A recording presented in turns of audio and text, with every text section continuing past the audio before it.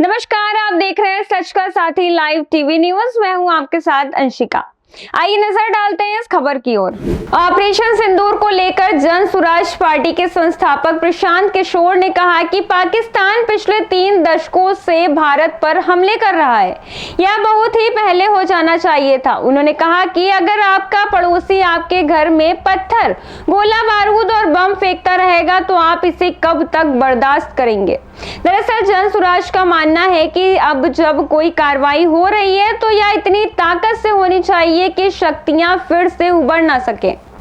प्रशांत किशोर ने कहा इसे मीडिया ट्रायल या पंच लाइन नहीं बनाना चाहिए। यह लोगों के जीवन का मामला है और राष्ट्रीय सुरक्षा का। उन्होंने कहा हम पूरी ताकत से भारत सरकार और सेना के साथ खड़े हैं। देखिए आप भी इस वीडियो में प्रशांत किशोर ने क्या कुछ कहा।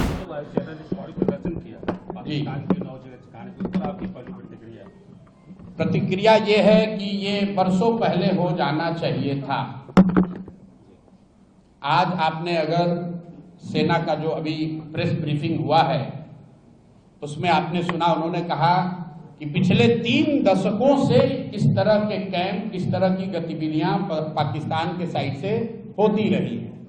तो अगर आपके घर के मोहल्ले में कोई आपका पड़ोसी बैठकर आपके घर में कंकड़ फेंकता रहेगा, गोला बारूद फेंकता रहेगा, आग के गोले फेंकते रहेंगे तो आप कब तक बर्दाश्त करेंगे। कभी ना कभी उसका उत्तर दिया ही जाएगा। और आज अगर ये उत्तर दिया जा रहा है तो पूरा देश उसके साथ खड़ा है। मेरा जन स्वराज का अपना मानना है कि ये पहले होना चाहिए था, लेकिन अब जब हो रहा है तो इसको समुचित तौर पर किया जाए, इतनी ताकत से इसको खत्म किया जाए कि फिर से ये न पनपे। दूसरी बात, मीडिया को या जो दूसरे साथी हैं उनको थोड़ा धीरज दिखाना चाहिए। लड़ने का काम, देश की सुरक्षा का काम विशेषज्ञों को, सेना के वीरों के लिए छोड़ देना चाहिए। स्टूडियो में बैठकर नया नया शगुफा छोड़ने की जरूरत नहीं है। अगर आप मैच्योर्ड कंट्री हैं, एक गंभीर व्यक्ति हैं, एक बड़े राष्ट्र के नागरिक हैं, देश से प्यार करते हैं, तो सेना को अपना काम करने दीजिए, विशेषज्ञों को इसकी व्यवस्था करने दीजिए। आप और हमसे आपसे अपेक्षा ये है कि हम लोग पूरी तरीके से अपने प्रार्थनाओं में, अपने दुआओं में, अपनी भावनाओं में, अपने कार्यशैली में सेना के प्रति और जो सेना के साथ जो साथी इसमें जुड़े हुए हैं, जो इस काम को कर रहे हैं, हम लोग उनके साथ खड़े रहें। इसका मजाक न बनाएं, इसको टीआरपी बढ़ाने का जरिया न बनाएं। ये गंभीर मामला है। और हम लोग अंतिम बात इसमें ये कहना चाहते हैं कि जन स्वराज परिवार की ओर से हम लोग इस बात के लिए प्रार्थना करते हैं कि कोई भी भारतीय नागरिक, कोई भी जवान उस हताहत न हो, भगवान न करे किसी के साथ कोई दुर्घटना न हो। आपके हमारे लिए ये कहना बहुत आसान है कि फलाना आदमी, इतने लोग शहीद हो गए।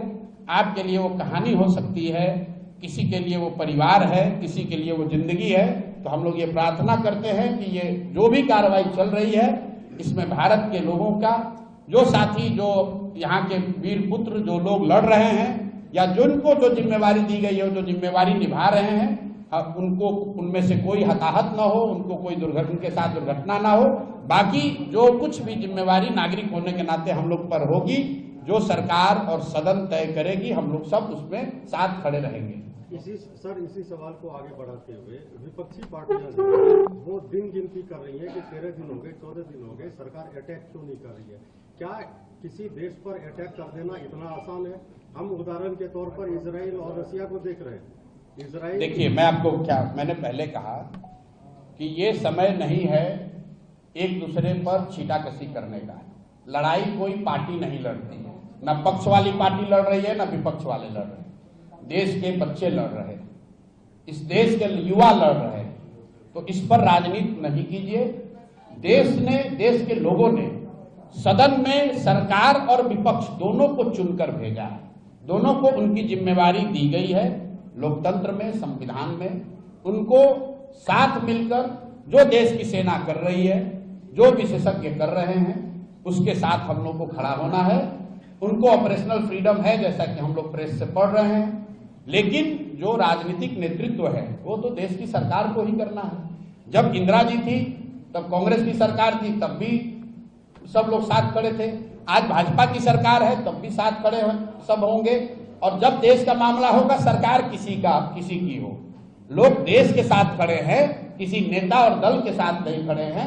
इसलिए देश के साथ खड़े होइए, वो मोमेंट है। और मुझे कहने की जरूरत नहीं है, देश अपने आप, हर वो व्यक्ति जो इस मिट्टी से प्रेम करता है, इस देश से प्रेम करता है, वो अपने आप खड़ा होगा, उसको किसी नेता के सलाह की जरूरत नहीं है। सर, आम जनता तो साथ में है, लेकिन जो राजनीतिक पार्टियां जिस हिसाब से स्टेटमेंट देती है, इसका फायदा। भाई देखिए, लोकतंत्र है, हर व्यक्ति वक्तव्य देने के लिए स्वतंत्र है।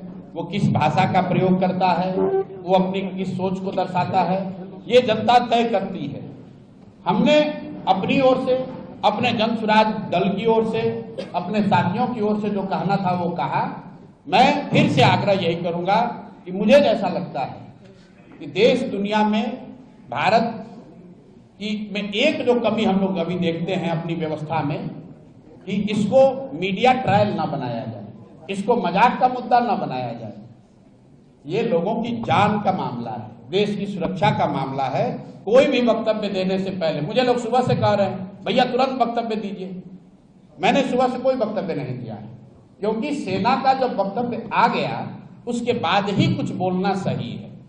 जब तक सेना के लोगों ने ब्रीफ नहीं किया तो आप सुबह में 4 बजे उठकर आप जबरदस्ती का नेता बनने के लिए कुछ कह रहे हैं, वो हम लोग का स्वभाव नहीं है। ये ना वो विषय है राजनीति का, ना हम लोग कभी इसमें शामिल होंगे।